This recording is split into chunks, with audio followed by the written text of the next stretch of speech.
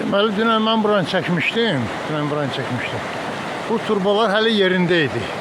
Yəni, burada idi, sel aparmamışdı. Bu gecə sel güclənib və bunları tərpətib verməm bizim üçün, kənd cəmaatı üçün təzədən böyük bir problemi çevrildi. Nə qədər deyirik, bir dənə bizim üçün bir balaca bir, heç nədir, bir dənə 5-6 metrəlik, 10 metrəlik körpüdür, onu eləsələ bu qədər əziyyət çəkməlidir. Şimdi, kəndin yenə deyirəm, bir hissəsi o birisi hissəsindən ayrı düşdü. Bax, keçən illəri bunları çıxarıb atmışdı qabağa. Şimdi hərəsini bir tərəfə atıb. Biri buradadır, biri də buradadır.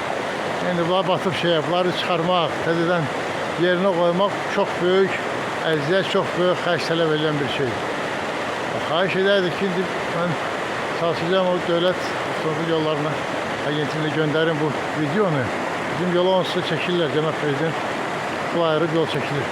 Elə o yolun əsnasında onsuz da əlavə kəndisi yollar da orada nəzərə tutulur. Elə balaca körpünü də xahiş edərdik ki, gəlsinlər biz üçün.